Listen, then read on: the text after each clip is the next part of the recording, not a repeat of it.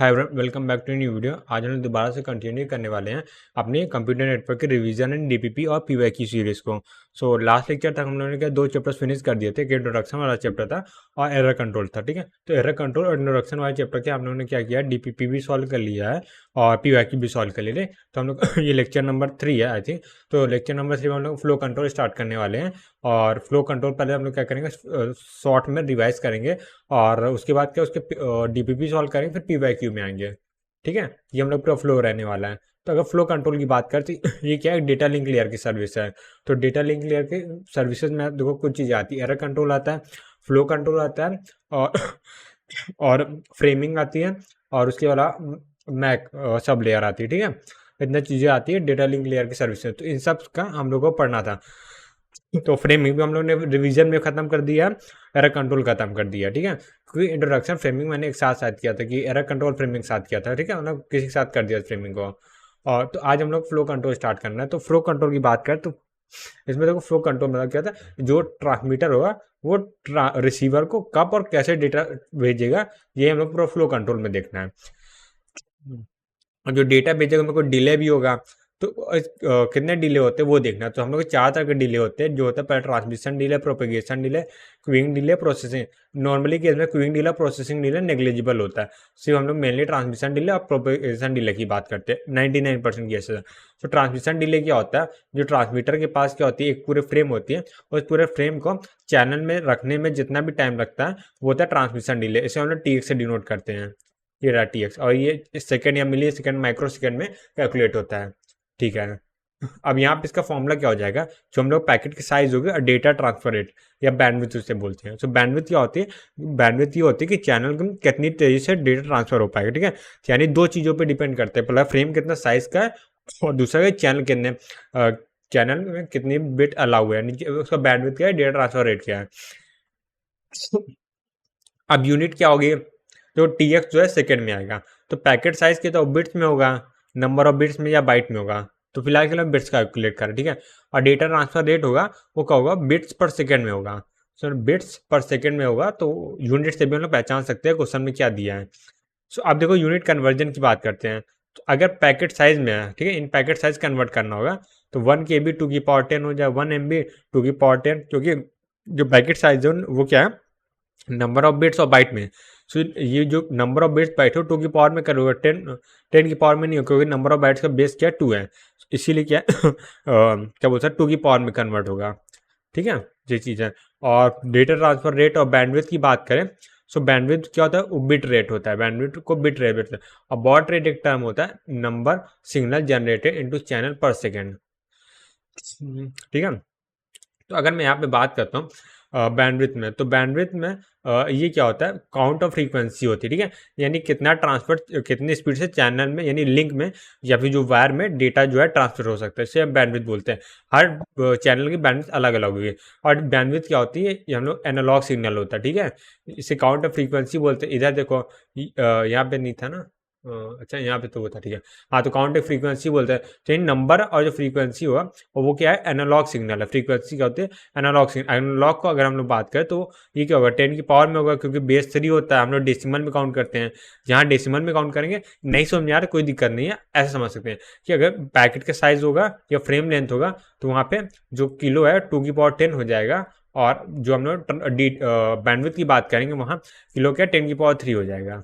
ठीक है, इतने से ही कि हम लोग क्वेश्चन सॉल्व कर सकते हैं। जैसे यहाँ पे फ्रेम साइज जो बैंडविड्थ दे दिया था, उसे क्या ट्रांसमिशन डिले निकालना था। तो टी एक्स इक्वल टू क्या होता है, फ्रेम साइज और डिवाइडेड बाय बैंडविड्थ होता है। तो फ्रेम साइज दे दिया था बाइट में और यहाँ में MBPS दिया। सो बाइट को हम लोग बिट में कन्वर्ट कर लिए थे, MBPS को मेगा की वैल्यू क्या होती है, 10 की पावर 6 होती है। तो 10 की पावर 6 कर दिया, बिट्स हो गया था, पर सेकेंड ऊपर चला गया था। तो ये बिट से बिट क्रॉस हो गया, इसको सॉल्व करके 8 आ गया था। सिंपल सा। हाँ देखो यहाँ पे क्या है, 4 KB दे दिया है। तो यहाँ पे किलोबाइट दे दिया तो 2 की पावर 10 हो गया है। यहाँ पे किलोबाइट वो 10 की पावर 3 हो जाएगा। अब बस उसको डिवाइड करके आंसर आ गया हम लोग का। और फिर उसके बाद अब आते हैं प्रोपेगेशन डिले। तो हम लोग 4 तरह के डिले पढ़ते हैं, propagation transmission delay, TX, propagation delay TP, उसके बाद क्यूइंग डिले, प्रोसेसिंग डिले था। अब मैंने जैसे बोला 90% में क्यूइंग डिले, प्रोसेसिंग डिले क्या जीरो रहता है। सो अब प्रोपगेशन डिले की बात करते हैं तो इसमें क्या होता है, time required to signal bit from one end to another. जैसे यहाँ पे देखो फ्रेम की पहली बिट मान लेते हैं यहाँ पे आई है, जैसे ही यहाँ पे आई है वो पहली बिट को यहाँ से लेके यहाँ तक पहुँचने में जितना टाइम लगेगा वो होगा प्रोपगेशन डिले। सो प्रोपगेशन डिले जो होगा वो क्या होता है, डिपेंड करता है कि चैनल की डिस्टेंस कितनी है, चैनल की स्पीड कितनी है। सो हम लोग फिजिक्स में पढ़ते हैं ना, speed equal distance upon time, तो वही चीज़ है या फिर time equal to distance upon speed. So क्या ये प्रोपगेशन डिले एक्चुअली क्या टाइम लग रहा है, कितना टाइम लग रहा है इस बिट को यहाँ से यहाँ तक पहुँचने में। तो यहाँ पे क्या हो, डिस्टेंस अपॉन स्पीड होगा, स्पीड क्या हो, चैनल स्पीड और सिग्नल स्पीड बोल सकते थे। जैसे सिग्नल प्रोपगेशन स्पीड या सिग्नल स्पीड बोल देते हैं, चैनल की स्पीड बोल सकते हैं। ठीक है, ये चीज हो गया। तो यहाँ पे देखो डिस्टेंस दे दिया, सिग्नल दे दिया, तो दोनों को डिवाइड कर देगा, आंसर आ जाएगा। राइट, तो सिंपल सा ये वाला। यहाँ पे तो डिस्टेंस दे दिया, सिग्नल स्पीड दे दिया, टीपी निकालना है। अभी माइक्रो सेकंड में दिया तो यानी माइक्रो सेकंड क्या है, हम लोग सेकंड में कन्वर्ट कर लेंगे। तो उससे आंसर माइक्रो की वैल्यू क्या 10⁻⁻⁶ होती है। अच्छा यहाँ पे अच्छा इंपॉर्टेंट टर्म है, देखो यहाँ पे स्पीड बात है माइक्रो सेकंड पर किलोमीटर दिया है। जनरली स्पीड क्या होती है, किलोमीटर पर सेकंड होते हैं। सिंपल सी बात है, अगर इसको या तो हमने इसको उल्टा कर लें या तो फॉर्मूला ही चेंज कर ले, तो डिस्टेंस में क्या होता है मल्टीप्लाई कर देते हैं सिग्नल से। सो मल्टीप्लाई कब करना है, जब यहाँ पे देखो किलोमीटर पर सेकंड ऐसा दिया है तब क्या डिवाइड करेंगे, अगर इसका अपोजिट दिया है तो मल्टीप्लाई करेंगे। ठीक है, यूनिट देख के हम लोग बता सकते हैं। यहाँ पे देखो अगर सिग्नल स्पीड जो है सेकंड पर मीटर ऐसा कुछ दिया है तो हम लोग क्या करेंगे, यहाँ पे डिवाइड नहीं करेंगे, मल्टीप्लाई करेंगे। अगर मीटर पर सेकंड नॉर्मल यूनिट दिया है स्पीड की तो हम लोग क्या करेंगे, डिवाइड करेंगे। सिंपल सी बात है, मैथ है, उसमें ऐसा कुछ फिजिक्स है नहीं, मतलब फिजिक्स का फॉर्मूला है और मैथ है, और इसमें ऐसा कुछ भी कंप्यूटर नेटवर्क के फंडे नहीं लग रहे हैं। तो राउंड ट्रिप प्रोपगेशन डिले की बात, राउंड ट्रिप प्रोपगेशन डिले की मतलब क्या है यहाँ से यहाँ तक, ठीक है, मतलब क्या है, टू वे है। तो टू वे मतलब क्या है, एक बिट को यहाँ से यहाँ तक जाने में और वहां से उस बिट को वापस आने में डबल कितना टाइम लगा, तो इसीलिए बोला है 2 TP होता है। ठीक है, फॉर अ सिंगल बिट। इसका भी यूज होगा वो देखेंगे। तो अब क्यूइंग डिले की बात करें, क्यूइंग डिले ये हम लोग का क्वेश्चन में गिवन रहेगा तभी हम लोग यूज करेंगे, नहीं तो नेग्लिजिबल एज्यूम करेंगे। प्रोसेसिंग डिले की अभी सेम ही चीज है। राइट, अच्छा क्यूइंग डिले प्रोसेसिंग डिले होता क्या है, कभी कभी क्या होता है बीच बोला रिसीवर के पास जैसे बिट जाती है तो क्या वहाँ पे बहुत सारे क्या बोलते हैं इनपुट होते हैं, तो वहाँ पे क्या होता है अभी डायरेक्टली सीपीयू के पास तो नहीं जाएगा प्रोसेसिंग के लिए, तो क्या होता है कुछ रजिस्टर या फिर कुछ क्या बोलते हैं क्यू लगी होती है। ठीक है, तो जैसे क्या बोलते बफर लगा होता है, ये ज़्यादा बेटर है, तो बफर होता है वहाँ पे क्या होता है स्टोर हो जाती है वैल्यू। ठीक है, तो उसे क्या बोलते हैं उतने जो बफर में जितने टाइम रुकेगा और सीपीयू तो पहुंचने में क्यूइंग डिले लगता है। अब सीपीयू तो पहुंच गया तो पैकेट प्रोसेस करेगा, अगर एरर है तो पे एक्नॉलेजमेंट वगैरह उसका भेजना, तो सीपीयू रिसीवर एंड पे सीपीयू कुछ टाइम लगेगा, तो वही बोला है यहाँ पे सीपीयू का प्रोसेसिंग डिले है। ठीक है, और एंड टू एंड डिले, अभी ये मेन चीज़ है, इस पर बहुत ज़्यादा क्वेश्चन आते हैं एंड टू एंड डिले पे। सो वन वे डिले होता है, मतलब ये ट्रांसमीटर है यहाँ पे मैंने बनाया होगा डायग्राम पे। हाँ चलो ठीक है, बात करते हैं। तो time require from packet transmitter to receiver, यानी पूरा पैकेट को ट्रांसमीटर से लेकर रिसीवर तक पहुंचने में जितना टाइम लगेगा वो पूरा एंड टू एंड डिले है। ठीक है, पूरा फ्रेम को पैकेट से मतलब फ्रेम, क्योंकि डेटा लिंक लेयर क्या पीडीयू क्या होता है, फ्रेम होता है। ठीक है, ठीक है, तो एंड टू एंड डिले की बात करें तो यहाँ पे ट्रांसमिशन डिले हो जाएगा, प्रोपेगेशन डिले हो गया, यानी पूरे चैनल को फ्रेम में पहुंच सॉरी पूरे फ्रेम को चैनल में रखने में जितना टाइम लग रहा है और पूरे फ्रेम को यहाँ से लेके और रिसीवर तक पहुंचने में जो टाइम लग रहा है वही तो हम लोग पूरा एंड टू एंड डिले है। तो ये सीधा सीधा फॉर्मूला टीएक्स और टीपी ऐड हो जाएगा, सिंपल सा। तो यहाँ पे देखो, यहाँ पे पहली बिट गई यहाँ से लेके यहाँ तक TX time sorry TP time लगा पहली बिट को यहाँ पहुंचने में। अब इस तरह लेट से एक्स बिट थे तो टीएक्स टाइम लग गया यहाँ तक पहुंचने में। ठीक है, अब ऐसा तो होगा नहीं सारी बिट क्या वेट कर रही कि हाँ जब तक पूरा चैनल में सारी बिट आ जाएगी, नहीं, जैसे ही बिट चैनल में पहुंचेगी वो अपना आगे प्रोपोगेट होना स्टार्ट हो जाएगी। ठीक है, जब तक क्या हो यहाँ पे एंड होगा तब तक क्या हुआ यहाँ पे जब तब तक यहाँ तक पहुंची उसे कुछ देर बाद क्या लास्ट बिट थे फ्रेम की वो ट्रांसमिट हो गए।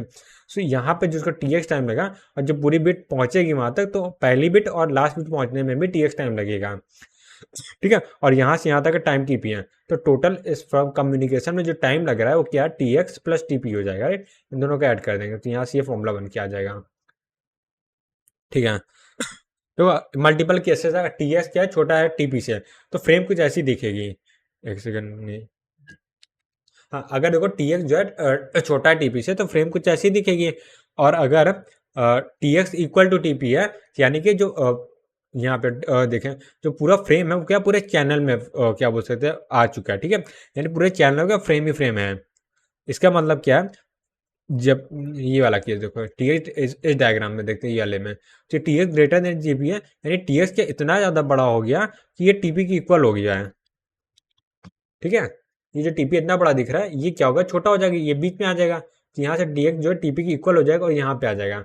तो पूरा चैनल में क्या फ्रेम फ्रेम अगर टी एक्स क्या ग्रेटर देन टीपी है तो फ्रेम क्या होगी, थोड़ा सा रिसीवर एंड पे बची, ट्रांसमीटर एंड पे बची रहेगी, और रिसीवर एंड पे कुछ बिट रिसीव भी हो चुकी होगी। ठीक है, ये खाली एनालिसिस के लिए, इसका ऐसे क्वेश्चन में बहुत ज़्यादा यूज मैंने देखा नहीं अभी तक। अब आते हैं क्वेश्चन में, तो क्वेश्चन क्या है, बैंडविड्थ है 10⁶ बिट पर सेकेंड है, और डिस्टेंस है 10,000 किलोमीटर, सिग्नल स्पीड है 2 × 10⁸ मीटर सेकेंड, और पैकेट साइज है इतना। तो अब देखो क्वेश्चन को देखते ही दिमाग में आना चाहिए, बैंडविड्थ और बैंडविड्थ दे दिया, सो बैंडविड्थ से हम लोग टीएक्स निकाल सकते हैं, टीएक्स का बैंडविड्थ का काम है, डिस्टेंस और स्पीड दे दिया तो टीपी हो जाएगा। अब बैंडविड्थ दे दिया, टीएक्स निकालने के लिए फॉर्मूला होता है पैकेट साइज अपॉन बैंडविड्थ, तो यह पैकेट साइज भी दे दिया, तो सिंपल सा इससे क्या होगा, इससे हम इन दोनों से हम लोग क्या करेंगे, टीएक्स निकालेंगे, और इन दोनों से क्या हम लोग टीपी निकाल लेंगे, और दोनों को ऐड कर देंगे तो एंड टू एंड डिले आ जाएगा। इजी है, ठीक है, तो बस हम लोगों ने इसको निकाल लिया है बस। यार ये क्या हो गया, चलो अब इसको क्या फॉर्मूला रखना है बस, उसको तो मैं क्वेश्चन में डिटेल में आएंगे, अभी खाली कॉन्सेप्ट रिवाइज कर रहे हैं। सेम चीज इसमें देखते हैं, एंड टू एंड डिले दे दिया है, अब बैंडविड्थ दे दिया है, पैकेट साइज दे दिया, तो इन दोनों से क्या टीएक्स निकाल जाएगा, डिस्टेंस अपॉन स्पीड दे दिया तो हम लोग से वो निकल जाएगा, क्या कह सकते हैं, एंड टू एंड डिले। अब आते हैं स्टोरिंग और फॉरवर्डिंग डिवाइस, तो कुछ डिवाइसेस होते हैं जैसे लेयर 2 और लेयर 3 डिवाइस होता है, वो क्या करता है, जो फिजिकल लेयर है जैसे केबल है बीच में लगा हो, जैसे स्विच होता है, राउटर होता है, लेयर 2 डिवाइस और लेयर 3 डिवाइस होता है। जैसे लेयर 1 में भी दो डिवाइस होते हैं जिसे हम लोग बोलते हैं रिपीटर और हब। ठीक है, एक सेकंड, रिपीटर हब लेयर 2, हाँ, तो उसमें क्या होता है, वो उसमें कोई भी डिले सिर्फ 1 बिट का होता है तो उससे काउंट नहीं करते हैं, सिर्फ हमारे लेयर 2 लेयर 3 इसके अबब लेयर की डिवाइस है, वहीं पे स्टोरिंग फॉरवर्डिंग का काम। तो वैसे ही डेटा लिंक लेयर देख रहे हैं तो वहाँ पे मिनिमम क्या होगी, बिट 2 ही होगी। ठीक है, मिनिमम लेयर 2 है तो लेयर 2 के ही डिवाइसेस मिनिमम काउंट करेंगे, उससे कम के लेयर वाले डिवाइसेस उससे मतलब नहीं। जैसे लेयर 3 जब हम लोग पढ़ेंगे तो स्विचेस का कोई यूज़ नहीं वहाँ पे है। ठीक है, सिर्फ राउटर की बात करेंगे हम लोग। अगर यहाँ पे देखो, अब इस केस में देखो, ट्रांसमीटर ने एक पैकेट सेंड किया रिसीवर तक पहुंचने के लिए, तो ट्रांसमीटर ने सेंड किया, और टीपी टाइम बाद क्या हुआ, फ्रेम जो है स्विच या राउटर से पहुंचा। अब राउटर में हो सकता है कुछ क्यूइंग डिले हो सकता है, क्योंकि राउटर क्या होता है, राउटिंग करता है तो राउटिंग टेबल चेक करता है, स्विच होता है उसके पास भी खुद की स्विच टेबल होती है, राइट। सो टेबल में प्रोसेस करेगा कहाँ से डेटा है, किस पाथ में फॉरवर्ड करना है, कौन से पोर्ट में जाना है, इनपुट देना है, तो ये सब चीज़ें हम लोग आगे पढ़ेंगे। तो उसका उस समय का प्रोसेसिंग लगती है। अब इसका खुद का कुछ क्यू होता है, कुछ बफर होता है, क्योंकि मान लेते हैं राउटर को टाइम लग रहा है प्रोसेसिंग करने में, हो सकता है मल्टीपल राउटर पर मल्टीपल क्या होता है, पोर्ट होते हैं, तो मल्टीपल पोर्ट से क्या इनपुट आ रहा है, तो इसलिए क्या होता है, इसके पास खुद का बफर होता है जहाँ पे स्टोर कर सकते हैं। बट अगर इनकेस बफर है तो वहाँ पे स्टोर हो रहा है तो कुछ टाइम तो लगेगा बफर में वेट करने का, सो इससे क्यूइंग डिले होता है, फिर प्रोसेसिंग डिले होता है, फिर ट्रांसमिशन डिले है। ठीक है, तो ये पूरा स्टोरिंग और फॉरवर्डिंग होता है। तो सबसे पहले टीपी टाइम पे यहाँ पे स्विच पहुंचा, अब स्विच क्या है, क्यू में लग गया पैकेट जो है। ठीक है, उसके बाद पैकेट जो है या फ्रेम जो भी है वो क्या प्रोसेस में लग गया। ठीक है, स्विच ने डिसाइड कर लिया कि हाँ इस पाथ में क्या पैकेट को सेंड करना है। ठीक है, अब स्विच क्या करेगा, जो पूरी फ्रेम ले लिया है उसको वापस से क्या करेगा, टीएक्स टाइम में चैनल में सेंड करेगा, राइट।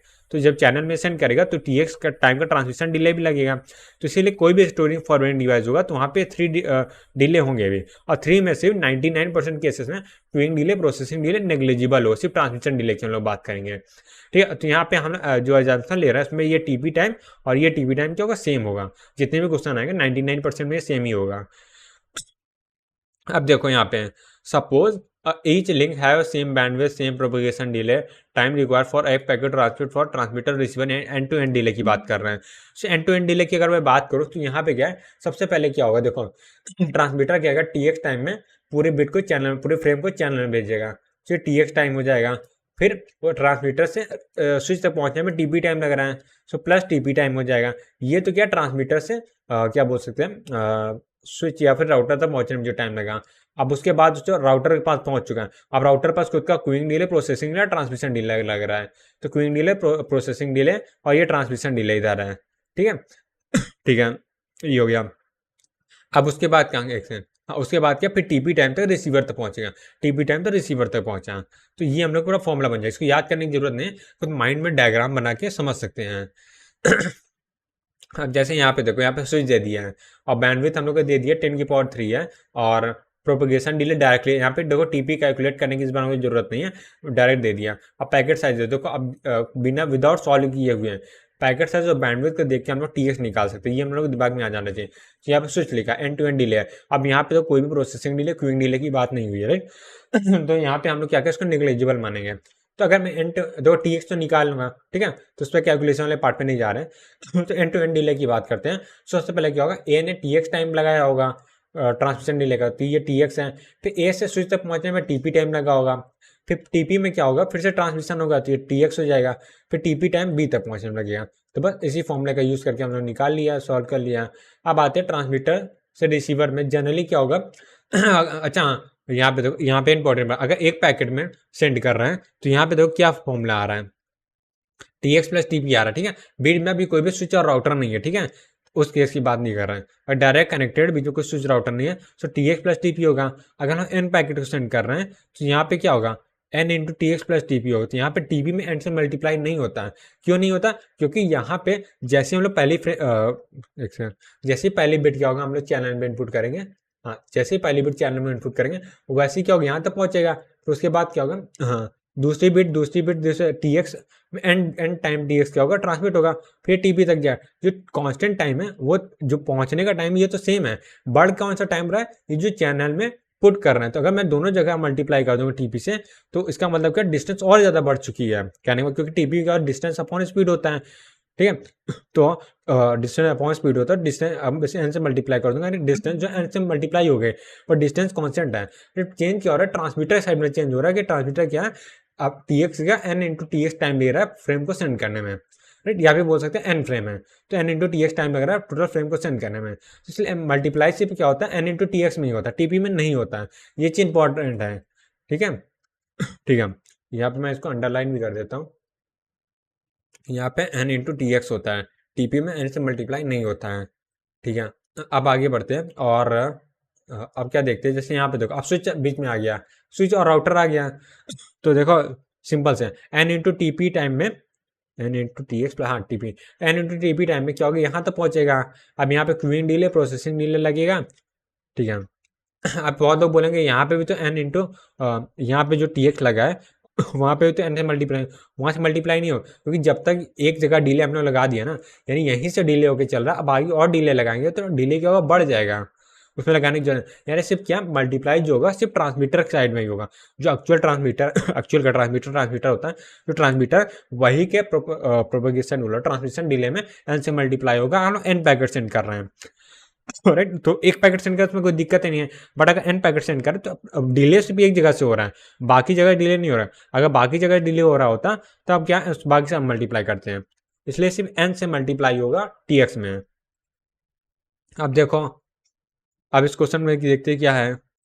देखो पैकेट साइज कितना दे दिए, यहाँ पे पैकेट साइज जो है वो है 20 बाइट का। तो यहाँ पे अगर मैं बात करूँ तो ये 20 बाइट का पैकेट साइज दे दिया गया है, ठीक है, यानी हर एक पैकेट का 20 बाइट का है। तो बैंडविड्थ दे दिया है, तो बैंडविड्थ दिमाग में आना चाहिए कि हम लोग टीएक्स निकाल सकते हैं इससे, ठीक है। प्रोपगेशन दिया, टीपी डायरेक्टली दे दिया, टीपी निकालने की जरूरत नहीं है। और देखो पूछा है calculate amount of time required in micro second, ठीक है। और ट्रांसमीटर अच्छा फाइल की साइज 100 बाइट है, सो 100 बाइट है, और हर पैकेट साइज 20 बाइट है। सो नंबर ऑफ पैकेट कितने बन जाएंगे यहाँ से 5, ये देखो नंबर ऑफ पैकेट क्या 5 बन गए, ठीक है। तो यहाँ पे देखो सिंपल सा पैकेट साइज और बैंडविड्थ दे दिया, तो इससे क्या सबसे पहले टीएस निकाल लिया, ठीक है। अच्छा टीएस देखो माइक्रो सेकंड में निकाला, क्योंकि आंसर माइक्रो सेकंड में ही चाहिए, ठीक है, यूनिट का इसलिए हम लोग ध्यान रखेंगे। और टीपी भी जो माइक्रो सेकंड में तो माइक्रो सेकंड में सेकंड में बदलने से मतलब इसको अगर मैं सेकंड में निकालता तो इससे अच्छा कि फिर बाद माइक्रो सेकंड चेंज करने से ऑलरेडी माइक्रो सेकंड में चेंज करने की जरूरत नहीं है।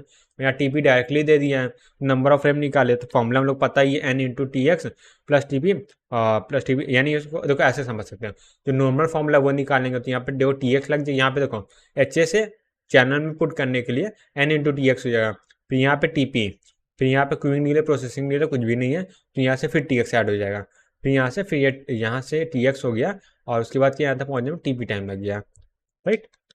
तो इस तरह सॉल्व कर लेंगे।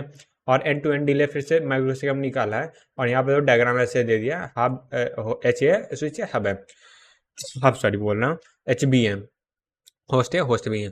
और बैंडविड्थ दे वो दे दिया, टीपी दे दिया, स्विचिंग डिले। अच्छा देखो इस बार स्विचिंग डिले दी है। स्विचिंग डिले मेरा काइंड ऑफ प्रोसेसिंग डिले ही है, यानी प्रोसेसिंग डिले और क्यूइंग डिले दोनों मिला दिया तो स्विचिंग डिले बोल दिया गया, ठीक है।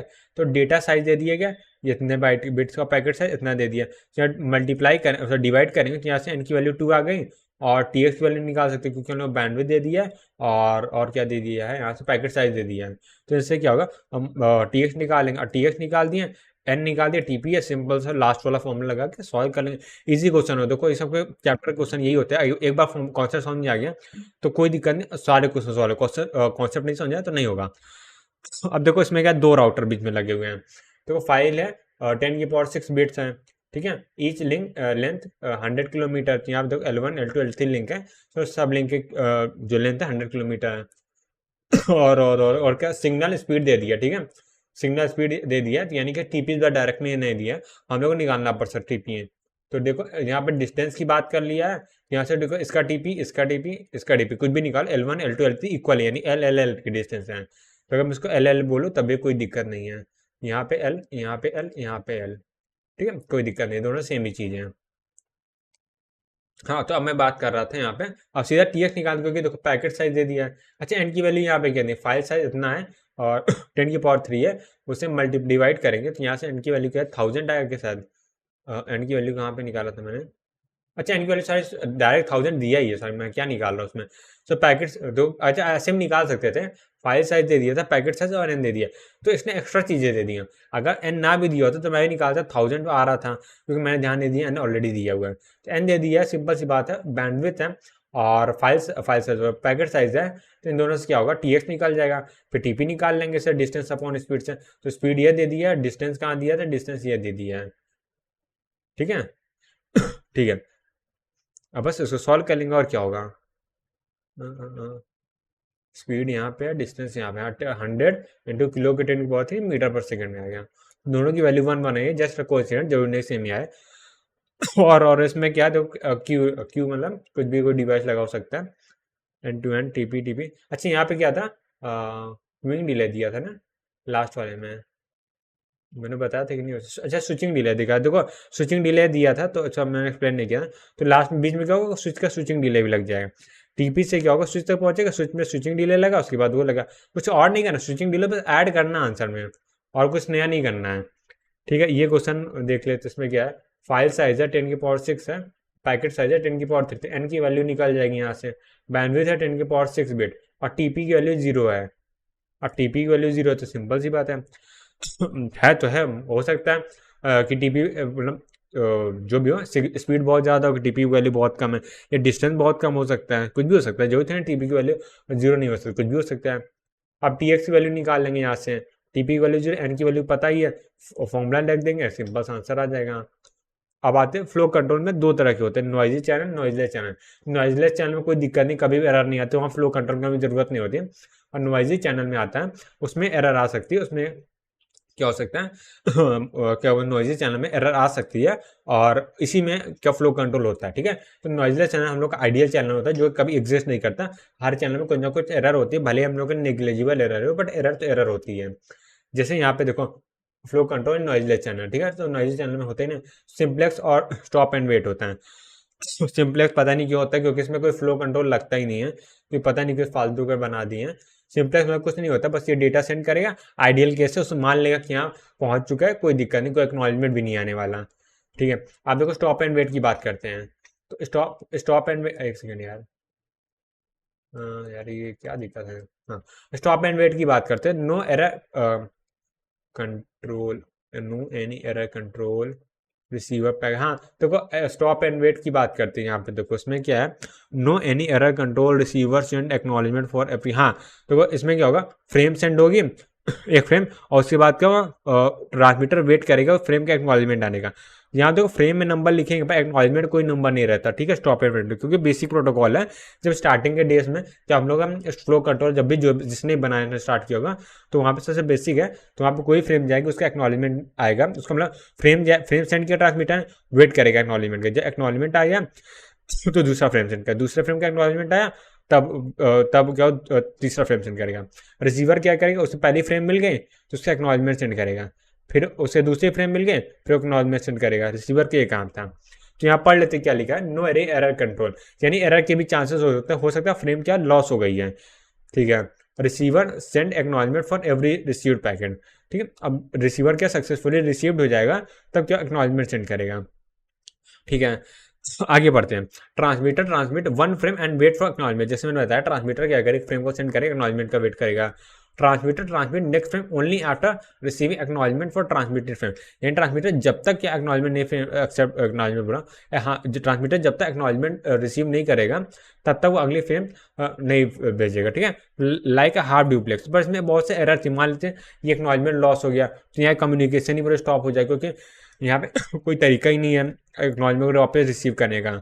ठीक है, तो ये सब बहुत से प्रॉब्लम, जैसे फ्रेम लॉस हो गया तो रिसीवर को तो फ्रेम मिलेगा ही नहीं, तो यहाँ पे एक्नॉलेजमेंट का ट्रांसमीटर वेट करता रहे, कम्युनिकेशन ही नहीं होगा कुछ भी। तो फ्लो कंट्रोल ये में बहुत से प्रॉब्लम थी। ठीक है ठीक है, बट अगर ये चैनल में ये जैसे हम लोग एग्जांपल देख रहे हैं नॉइजलेस चैनल का, ठीक है, तो नॉइजलेस चैनल में एरर नहीं होती है, इसलिए एरर कंट्रोल नहीं लगता, तो यहाँ पे एक्नॉलेजमेंट लॉस नहीं होगा इस केस में। ठीक है, बट अगर इसी चीज को हम लोग बात करते हैं नॉइजी चैनल में, तो वहाँ पे एरर हो सकती है। तो stop and wait noisy channel में होता है, तो नॉइज चैनल हर चीज में ARQ यानी ऑटो रिपीट रिक्वेस्ट, ठीक, ऑटो रिपीट रिक्वेस्ट ARQ बोलते हैं उसको। तो हर जगह देखो लास्ट में ARQ होगा। अब ARQ का मतलब क्या है वो तो बता दी, ऑटो रिपीट काम क्या है ARQ का वो हम लोग देखेंगे थ्रू एग्जांपल। तो स्टॉप एंड वेट की बात करें, फिर स्लाइडिंग विंडो प्रोटोकॉल है, गो बैक यानी ARQ, और सेलेक्टिव रिपीट ARQ का। तो यहाँ पे देखो स्टॉप एंड वेट ARQ की बात करते हैं सबसे पहला, तो सेम चीज यहाँ पे भी होगा जो यहाँ पे काम हो रहा था। जैसे यहाँ देखो ट्रांसमीटर क्या करेगा, एक फ्रेम भेजेगा, wait for acknowledgement, receiver send करेगा positive acknowledgement, successful receiver send. Positive acknowledgement negative acknowledgement क्या होता है, पॉजिटिव एक्नॉलेजमेंट मतलब ये होता है कि फ्रेम क्या सक्सेसफुली रिसीव हो गया और कोई भी एरर नहीं आई है। इनकेस अगर कोई एरर आती है तो उसके लिए निगेटिव एक्नॉलेजमेंट सेंड किया। निगेटिव एक्नॉलेजमेंट होता है हाँ फ्रेम तो रिसीव हो गया बट उसके अंदर कुछ एरर है। ठीक है, तो जनरली नॉर्मली एक्नॉलेजमेंट बोले मतलब पॉजिटिव एक्नॉलेजमेंट ही होता है, निगेटिव एक्नॉलेजमेंट नहीं होता। ठीक है, डिफॉल्ट केस पॉजिटिव होता है। और ट्रांसमीटर क्या, transmit next frame only after receiving acknowledgement. तो ये तो दो सेम ही चीज लिखा हुआ है, तो दोनों फर्क क्या फर्क आता है। तो अब इसके क्या मल्टीपल केस हम लोग क्या हैंडल करने वाले हैं, क्योंकि यहाँ वाले नॉइजलेस चैनल में कोई भी मल्टीपल केस नहीं था। फ्रेम सेंड हुई है 100% क्या होगा, रिसीवर तक पहुंचेगी एक्नॉलेजमेंट है 110% क्या रिसीवर का एक्नॉलेजमेंट जो है ट्रांसमीटर तक पहुंचेगा। बट अब जो एक्चुअली है, जो रियल वर्ल्ड प्रॉब्लम है, वहां पे तो कोई भी हो सकता है, डेटा लॉस हो सकता है, एरर्स आ सकते हैं, कुछ भी केस हो सकता है। ठीक, अब इन सब केसेस को हैंडल कैसे किया जाता है स्टॉप एंड वेट ARQ में। ठीक है, अब इसमें देखो केस वन देखते हैं। अब देखो इधर फ्रेम और acknowledgement gate loss, let's say हम फ्रेम गया हो गेट लॉस नहीं सॉरी लॉस्ट हो गया सिंपल सा। अब फ्रेम लॉस्ट हो गया सॉरी। हाँ, तो अब देखो इसमें क्या है, ट्रांसमीटर वेट करेगा बट एक पर्टिकुलर टाइम तक करेगा, इनफाइनाइट वेट नहीं करेगा। ठीक है, अब पर्टिकुलर टाइम में हो सकता है नॉर्मली क्या मान लेते हैं 1 सेकंड में क्या एक्नॉलेजमेंट आ जाता है, हो सकता है 5 सेकंड 10 सेकंड वेट करेगा, खुद हर डिवाइस का अपना अलग अलग होता है। ठीक है, तो अब टाइम आउट हो गया, यानी ट्रांसमीटर क्या वेट करते करते बहुत ज़्यादा बोर हो गया। तो अब क्या करेगा, वो समझ जाएगा कहीं ना कहीं कुछ ना कुछ गड़बड़ हुई है, जो सेम फ्रेम की कॉपी को वापस से रिट्रांसमिट कर देगा। ठीक है, ये चीज़ हो गया। तो अब देखो यहाँ पे रिट्रांसमिट किया, अब उसका रिसीवर क्या करेगा, उस फ्रेम को रिसीव करेगा, उसका दोबारा से एक्नॉलेजमेंट भेजेगा। अब दोबारा एक्नॉलेजमेंट भेजा तब वो समझ जाएगा कि हाँ अब दोबारा एक्नॉलेजमेंट लेट से लॉस नहीं हुआ, तो क्या एक्नॉलेजमेंट मिल जाएगा उसको, फिर अगली फ्रेम सेंड करेगा। इनकेस यहाँ पे लॉस हो जाएगा, फिर से क्या टाइम होगा फिर से सेंड करेगा, इससे क्या कम्युनिकेशन स्टॉप नहीं होगा। ठीक है, जो मैं लास्ट वाले एग्जांपल में लिया तो वहाँ कम्युनिकेशन स्टॉप हो सकता था, बट वो नॉइजलेस चैनल था तो वहाँ पे एरर के चांसेस नहीं थे। ठीक है, बट यहाँ पे एरर के चांसेस है, तो यहाँ पे क्या होगा कम्युनिकेशन स्टॉप हो सकता है, इसलिए एक कॉन्सेप्ट है टाइम आउट का। ठीक है, बस और क्या, यही चीज को यहाँ पे ARQ की यूज किया जो मैं बता रही हूँ यहाँ पे, to avoid indefinite wait time. यानी देखो इसमें क्या ऑटो रिपीट रिक्वेस्ट, यानी कि ARQ काम क्या होता है, वो ऑटोमेटिकली क्या होता है टाइम आउट होने पे पैकेट को दोबारा से रिट्रांसमिट कर देता है, राइट। दोबारा से रिट्रांसमिट का मतलब ये होता है दोबारा से ट्रांसमिट करना। ठीक है, यानी कि दोबारा से सेंड कर देता है। ठीक है, अब केस 2 देखते हैं। यहाँ पे क्या हो, फ्रेम तो पहुंच गई है बट एक्नॉलेजमेंट नहीं आया था। यहाँ पे क्या हुआ था, एक यहाँ पे क्या होता फ्रेम ही नहीं पहुंची थी, राइट। यहाँ पे फ्रेम पहुंच गई, एक्नॉलेजमेंट हो गया, बट इस केस में देखो डुप्लीकेट को आइडेंटिफाई करना पॉसिबल नहीं है, क्योंकि फ्रेम में कोई नंबर नहीं लगा हुआ है, राइट। यहाँ पे वर्चुअल फ्रेम में नंबर नहीं होता, तो मैं इसको भी हटा देता हूँ, कन्फ्यूजिंग हो सकता है, तो उसको मैं इरेज कर देता हूँ, उसको फ्रेम फ्रेम सीधा सीधा। ठीक है, हाँ आप देखो यहाँ पे है, एक सेकेंड, हाँ यहाँ पे देखो फ्रेम क्या हो, लॉस्ट हो गई। अच्छा ये केस तो हो गया था ना, हाँ केस तो अब यहाँ फ्रेम क्या हो, पहुंच गई सक्सेसफुली, रिसीवर रिसीव कर दिया, एक्नॉलेजमेंट लॉस हो गया। अब क्या होगा, टाइम आउट हो जाए, टीओ मतलब टाइम आउट हो जाए तो रीट्रांसमिट होगा। अब जब रीट्रांसमिट होगा तो क्या फर्स्ट फ्रेम की कॉपी जाएगी, तो कॉपी क्या हो, रिसीव जाएगा। यहाँ रिसीवर को पता ही नहीं चलेगा कि उसने डुप्लीकेट फ्रेम यानी एक ही मैसेज को दो दो बार रिसीव कर लिया है। ठीक है, तो यहाँ पे ये डुप्लीकेट वाली एरर है। ठीक है, तो इसके लिए हम लोगों ने एक इसका अपग्रेडेड वर्जन लगाया। तो उसमें क्या था, हम लोग क्या सीक्वेंस नंबर यूज़ कर रहे थे फ्रेम में, एक बार जीरो एक बार वन। तो सीक्वेंस नंबर क्या होगा, जैसे जीरो का स्टार्टिंग मान लेते हैं जीरो से है, तो F0 नंबर के फ्रेम होंगे उससे जीरो होगा, F1 फ्रेम हो गया उसके लिए वन होगा, F2 फ्रेम होगा उसके लिए जीरो होगा, F3 फ्रेम होगा उसके लिए वन होगा। ठीक है, ऐसे क्या जीरो जीरो वन क्या फ्रेम नंबर दे देंगे। तो यानी कि अगर जैसे इसका फ्रेम नंबर जीरो होता है तो रिसीवर समझ जाता है कि अभी जीरो नंबर फ्रेम आई है, तो अब क्या उसको वन नंबर की फ्रेम चाहिए। तो इससे क्या ये वाली जो डुप्लीकेट वाली प्रॉब्लम वो सॉल्व हो जाती है। तो अब आती है केस 3 में इसका। ठीक है, अभी केस 3 नहीं है, केस 3 आगे होगा ना, हाँ केस 3 आ गया है। तो ठीक है, अब देखो अब फ्रेम नंबर निकालने के लिए हम लोगों ने अपने हिसाब से फॉर्मूला लगाया, क्वेश्चन में इसका यूज़ करने का कोई मतलब नहीं, खाली हम लोग समझने के लिए। तो फ्रेम नंबर मॉड 2 करेंगे तो इससे क्या होगा, हम लोग का सीक्वेंस नंबर है, जैसे यहाँ देखो 5 है, 5 को मॉड 2 करेंगे तो यहाँ 1 बचेगा, तो यहाँ पे 1 आया। 4 को मॉड करेंगे तो पूरा डिविजिबल है तो 0 आ जाएगा। अब देखो स्टॉप एंड वेट ARQ का में हम लोग क्या किया, अल्टरनेट वेट प्रोटोकॉल लगा दिया। अब देखो इसमें क्या है, F0 गया, रिसीवर ने रिसीव किया, फिर एक्नॉलेजमेंट, आइडियल केस की बात कर रहा हूँ, फिर उसके बाद F1 जाएगा, फिर उसका एक्नॉलेजमेंट आएगा, F0 गया उसका एक्नॉलेजमेंट आएगा, ऐसे क्या कम्युनिकेशन चलता रहेगा। अब मान लेते हैं सेम केस देते हैं जो केस 2 में फेल हो रहा था, केस 2 में देखो फेल हो रहा था, यहाँ पे F0 गया उसके एक्नॉलेजमेंट है, एक्नॉलेजमेंट क्या होगा, लॉस्ट हो गया। एक्नॉलेजमेंट जब लॉस्ट हो गया आपकी F0 कॉपी गई, तो अब रिसीवर समझ जाएगा डुप्लीकेट फ्रेम है तो उसका एक्नॉलेजमेंट भेज देगा। ठीक है, तो उसे क्या डिस्कार्ड कर देगा, ठीक है, एक्सेप्ट नहीं करेगा, तो डुप्लीकेट क्या पहचान ले रहा है। अब केस थर्ड आते हैं। अब देखो यहाँ पे फिर से प्रॉब्लम आ रही है। केस थर्ड में क्या है, पहली फ्रेम गई F0, उसने सक्सेसफुली रिसीव कर लिया।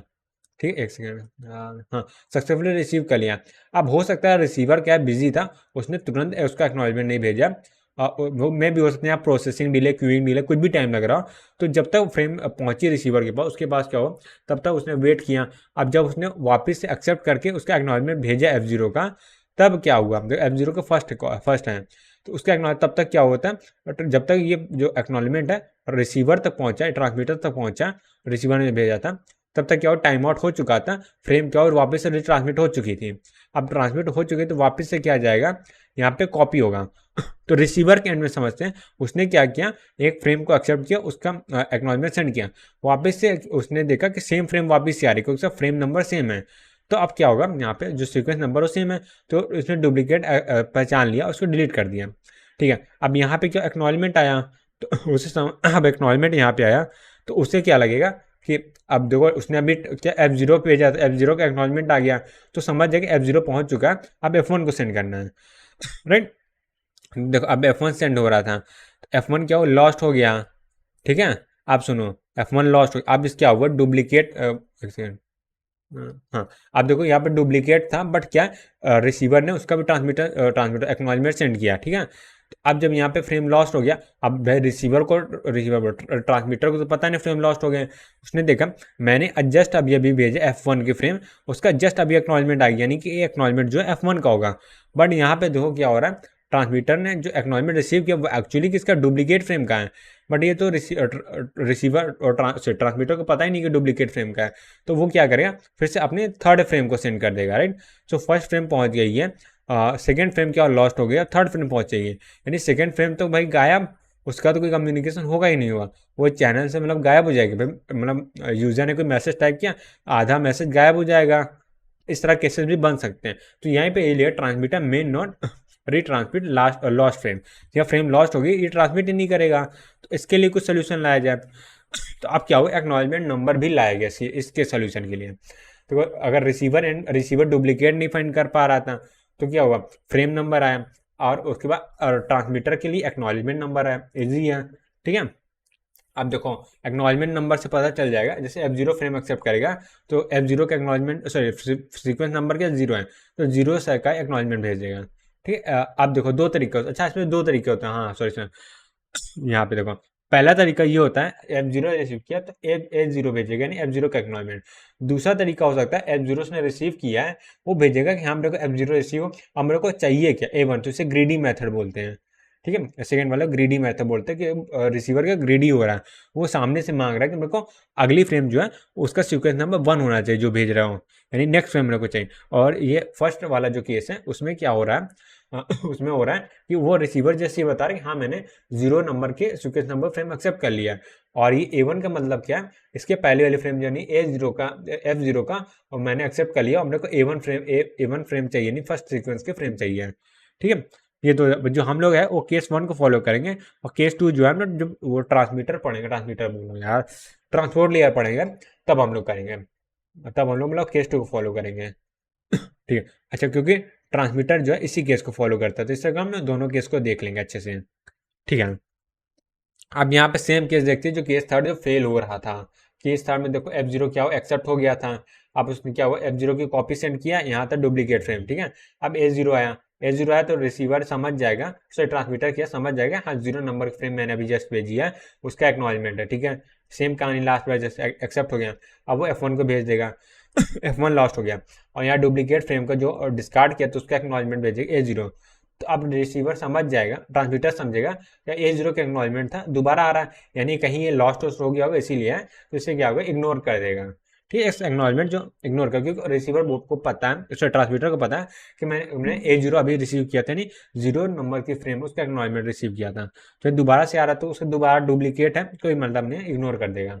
ठीक है, अब क्या हुआ F1 तो यहाँ भेजा, तो F1 का अभी भी ट्रांसमीटर के प्रोस्पेक्टिव से F1 क्या अब अपना एक्नॉलेजमेंट जो आना चाहिए F1 का आना चाहिए, बट F1 का आ नहीं रहा है, तो क्या होगा रीट्रांसमिट होगा टाइम आउट होने के बाद, तो यानी F1 की कॉपी सेंड होगी, तो F1 रिसीव होगा, उसका एक्नॉलेजमेंट आएगा। ठीक है, यहाँ पे देखो इस बार क्या हो रहा है, यहाँ पे जो डुप्लीकेट एक्नॉलेजमेंट है उसको क्या ट्रांसमीटर क्या पहचान ले रहा है। ठीक है, तो ये जो केस था वो सॉल्व हो गया है।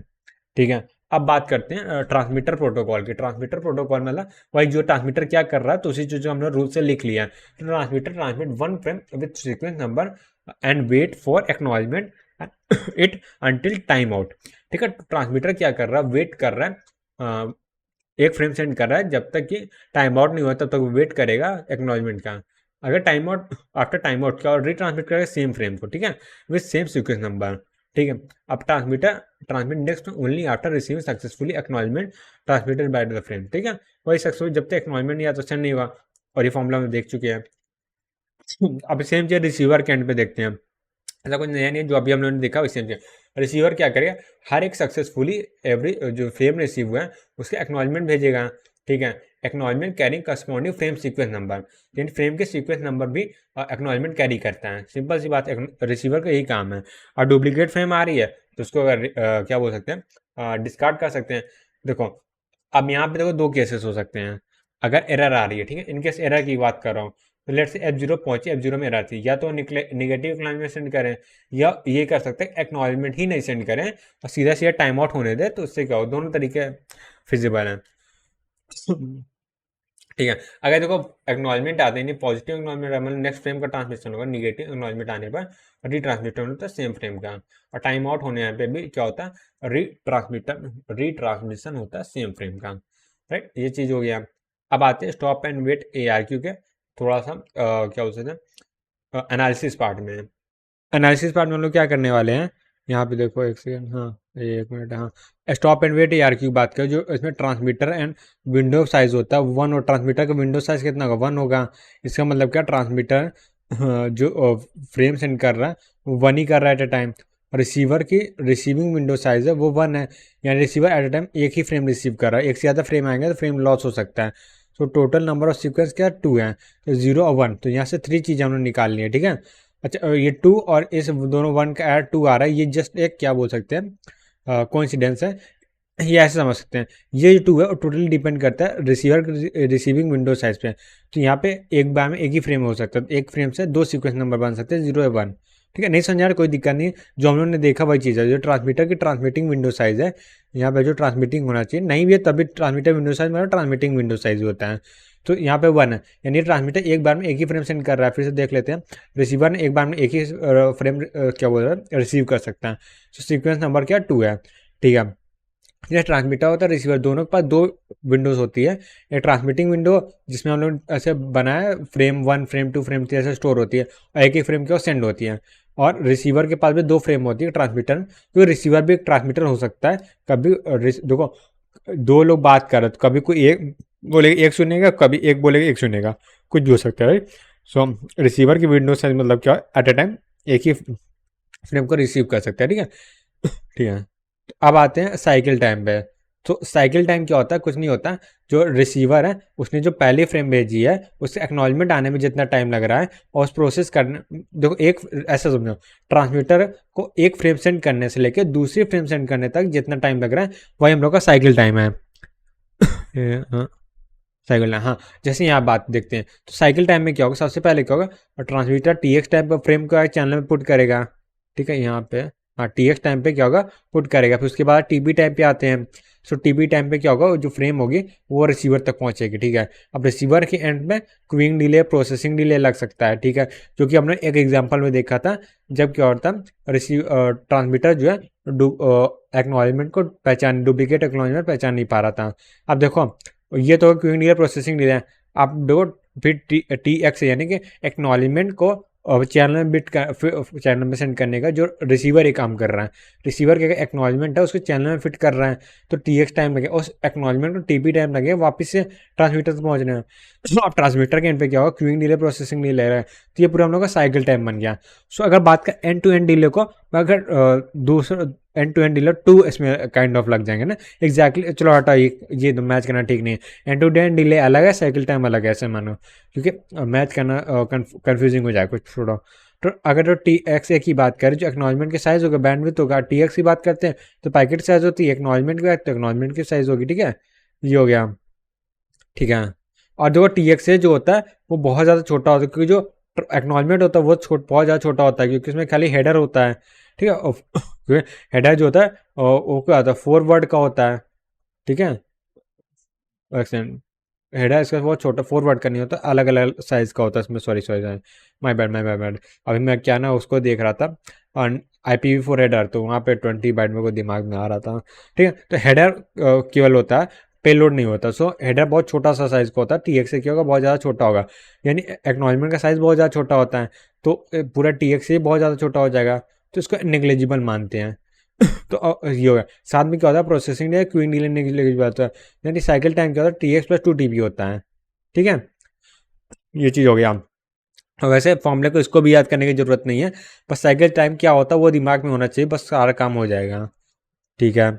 तो राउंड ट्रिप डिले, अच्छा राउंड ट्रिप डिले की बात करें तो यहाँ पे डेटा लिंक लेयर के लिए साइकिल टाइम होता है, और ट्रांसपोर्ट लेयर में 2 TP होता है राउंड ट्रिप डिले, ठीक, राउंड ट्रिप टाइम या राउंड ट्रिप डिले दोनों एक ही चीज़ होता है। तो खैर 2 TP वाली चीज़ हम लोग ट्रांसपोर्ट लेयर पढ़ेंगे तब देखेंगे, अभी साइकिल टाइम होता है हम लोग के लिए।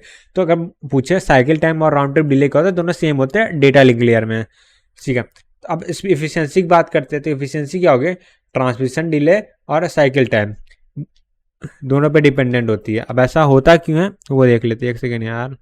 हाँ, तो देखो एफिशिएंसी मतलब क्या है, ट्रांसमीटर के एंड से देखते हैं, ट्रांसमीटर ने क्या, मतलब हम दोनों के एंड से, ट्रांसमीटर ने TX टाइम पे एक फ्रेम सेंड किया है, एक सेकेंड, ट्रांसमीटर हाँ, ट्रांसमीटर ने क्या किया है, TX टाइम पे एक फ्रेम को यहाँ सेंड किया है, ट्रांसमीटर ने चैनल में एक फ्रेम को भेजा है, TX टाइम पे है।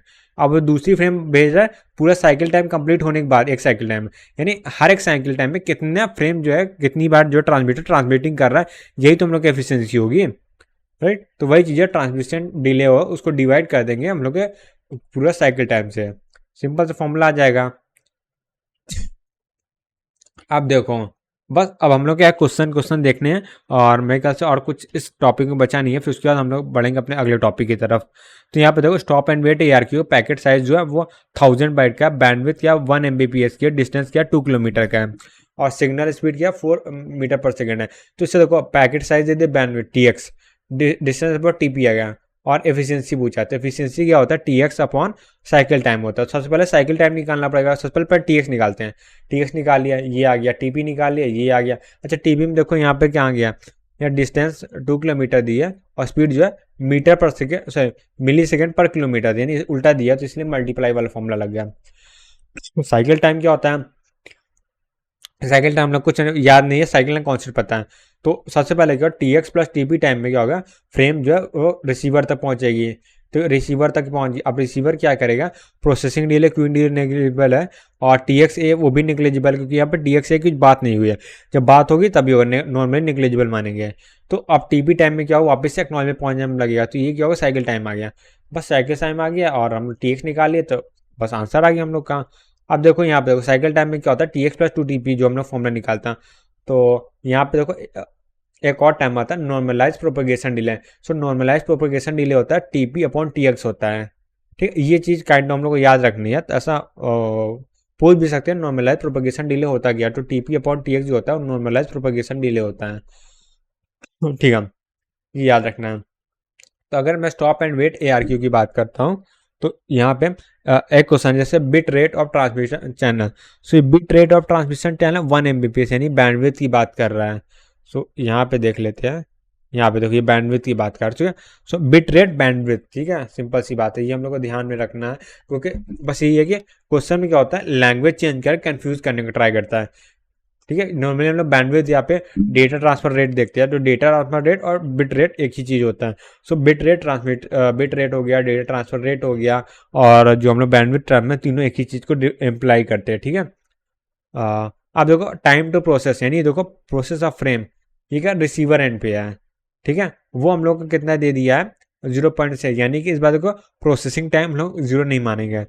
ठीक है, क्यूइंग टाइम नहीं दिया तो उसको 0 मानेंगे, और number of bite information frame 1980 है, नंबर बाइट एक्नॉलेजमेंट जो है 20 बिट का है। ठीक है, ये वाला क्वेश्चन जो है PYQ क्वेश्चन एक्चुअली, और इसमें क्या है, थोड़ा सा एनॉमली है। सो दो आंसर इसके हो सकते हैं, दोनों के दोनों होंगे। पहला हो सकता है कि जो हेडर यहाँ पे दिया हुआ है, number of byte in acknowledgement. So यहाँ पे जो एक्नॉलेजमेंट है वो क्या, एक सेकेंड, हाँ एक्नॉलेजमेंट है यहाँ पे, अच्छा सॉरी, यहाँ पे ओवर हेड यानी हेडर की बात कर रहा है, जो हेडर और पे लोड दे दिया। ठीक है, बाइट इन्फॉर्मेशन इफ्रेंस, तो अगर हेडर दे दिया तो दो तरीका, देखो पूरा फ्रेम है हो गया 1980 है, पर यहाँ पे इन्फॉर्मेशन फ्रेम की बात किया, ठीक है, इन्फो फ्रेम। तो यहाँ से दो कंक्लूजन आते हैं कि हम लोग पूरा जो टोटल फ्रेम है हेडर और पेलोड दोनों मिला के 1980 बाइट का है कि केवल पेलोड 1980 बाइट का है। ठीक है, और हेडर 20 बाइट का, टोटल फ्रेम का 2000 बाइट का है कि टोटल फ्रेम 1980 का है। ये दो क्या कन्फ्यूजन है, तो इसलिए इसके दो आंसर सही है। ठीक है, IIT ने भी दो आंसर सही किए थे, बट यहाँ पे जो एक्चुअली यहाँ पे देखोगे number of byte in info frame, information frame, information frame क्या होता है, इन्फॉर्मेशन कहाँ स्टोरेज फ्रेम में, पेलोड पार्ट में, यानी जो हम लोग एक्चुअली साइज होना है, दोनों से आंसर सही, बट जो हम लोग एज्यूम करेंगे वो क्या, 1980 में 20 ऐड कर देंगे, टोटल हम लोग का क्या, और 2000 बाइट का फ्रेम आ जाएगा। ठीक है, एक्नॉलेजमेंट क्या 20 बाइट का है। ठीक है, तो यहाँ पे TXA को भी निगलेजिबल नहीं कर सकते, क्योंकि यहाँ पे अलग से एक्नॉलेजमेंट का साइज दे दिया है। तो सबसे पहले क्या करते हैं हम लोग, बैंडविड्थ निकालते हैं। अच्छा बैंडविड्थ दिया है डायरेक्टली, ठीक है, बैंडविड्थ हो गया, और TX निकाल लेते हैं। TX क्या होता है, अच्छा TP देखो डायरेक्टली दिया, TX क्या होता है, वो होता है फ्रेम की साइज होता है डिवाइडेड बाई क्या हो जाएगा, बैंडविड्थ। तो यहाँ से 16 हो गया, TX हो गया। अगर TXA भी निकालना पड़ेगा हम लोग को, TXA निकाला तो एक्नॉलेजमेंट से डिवाइडेड बैंडविड्थ हो जाएगा। तो यहाँ पे ये आ गया, TP की वैल्यू दिया है, तो प्रोसेसिंग डिले यहाँ पे 0.25 है। तो TX प्लस TP से क्या होगा, जो फ्रेम होगा वो रिसीवर तक पहुंचेगा, रिसीवर साइड में प्रोसेसिंग डिले लग रहा है, और ये प्रोसेसिंग डिले क्या है, TXA और प्लस TP, मतलब प्रोसेसिंग डिले के बाद TXA क्या होगा, रिसीवर क्या करे, एक्नॉलेजमेंट जो चैनल में भेजिएगा उसमें टाइम लगेगा, और जो मैसेज है यानी जो एक्नॉलेजमेंट है वो वापस से ट्रांसमीटर तक पहुंचने में TP टाइम लगेगा। तो ये हम लोग पूरा क्या, साइकिल टाइम आ जाएगा। अब बस अब हम लोग कैलकुलेशन करने, साइकिल टाइम आ गया, और हम लोग एफिशिएंसी साथ पूछा था ना, तो यहाँ पे TX अपॉन CT का फॉर्मूला आंसर आ जाए 89%। तो देखो दोनों सही है, अगर मैं 1980 अज्यूम करता हूँ, 2000 अज्यूम करता, दोनों सही है। ठीक है, अब क्या करना है, हाँ stop and wait ARQ in which utilization is the lowest. अच्छा देखो यहाँ पे देखो, सिंपल सी बात है, एक क्वेश्चन पूछा गया, शायद ये भी जानता PYQ था, इसमें क्या था, हम लोग को बताना है कि इन कौन से दो केसेस दे दिए। ठीक है, एक लेंथ के बेसिस पे, एक ट्रांसमीटर रेट के बेसिस पे है। तो अगर बात करें लिंक को हम लोग क्या करना है, लॉन्गर करना है, शॉर्टर करना है, लिंक को हायर करना है और लोअर करना है, ठीक है। अगर नॉर्मल पर्सन है, अगर हम लोग फॉर्मूला बेस नहीं चलते, हम लोग नॉर्मली सोचते हैं, तो अगर मैं बोला यूटिलाइजेशन लोअर, तो तब भी सिंपल सी बात है ना, लिंक की लेंथ की जितनी ज़्यादा होगी, यानी कि डिस्टेंस ज़्यादा होगी, टीपी ज़्यादा होगा, टीपी जितना ज़्यादा होगा उतना ज़्यादा क्या एफिशिएंसी डाउन हो जाएगी, क्योंकि लंबा लेंथ रहेगा तो भाई बहुत ज़्यादा टाइम लगेगा, तो एफिशिएंसी डाउन तो होगी। दूसरा क्या, ट्रांसमीटर रेट बहुत ज़्यादा हाई है। ट्रांसमीटर रेट हाई होने के मतलब क्या हो रहा है, बैंडविड्थ जो है ट्रांसमीटर रेट होने के बाद क्या होता है, एक सेकंड, फ्रेम का साइज जो है वो बहुत ज़्यादा हाई है। अच्छा फॉर्मूले पे देखते हैं, ऐसे हवा में बात करने मजा नहीं।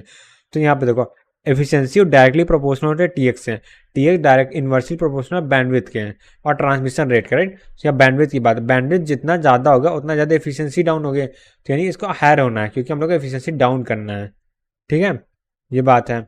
और अगर अब देखो बैंडविड्थ अगर बहुत ज़्यादा, इसका क्या मतलब हुआ, इसका मतलब हुआ कि स्पीड, जो बैंडविड्थ स्पीड जैसी क्या हो रहा है, एक बिट क्या है चैनल में पहुंच रही है, और वैसे यानी चैनल मैं समझ एक तरह से समझो, चैनल जैसी पहुंच रही है, वो चैनल क्या दूसरी रिक्वायरमेंट, दूसरी बिट की रिक्वायरमेंट मान कर रहा है, तो उसमें क्या बहुत जैसी चैनल में आ रही है वैसी चली जा रही बिट, आई गायब हो गई, आई गायब हो, आई गायब हो, तो पूरे चैनल को देखो बहुत कम यूटिलाइज हुआ, चैनल के जो स्पीड मैक्सिमम एफिशिएंसी मतलब मैक्सिमम स्पीड है उसके मुकाबले हम लोग कुछ भी स्पीड नहीं करी। ये वैसे ही जैसे हम लोग एज ए यूजर जब इनपुट देते हैं तो उसमें बहुत ज़्यादा टाइम लगता है कंपेयर टू सीपीयू प्रोसेसिंग, तो हम लोग सीपीयू की यूटिलाइजेशन कीबोर्ड से इनपुट और आउटपुट केस में देखें बहुत कम होता है, खाली आईओ को देख रहा है, ठीक है। इसके में तो सेम चीज़ यहाँ पे, तो फॉर्मूलाज देख के निकाल सकते हैं, बस ये समझने के लिए मैं इतनी फालतू कहानी बता रहा हूँ।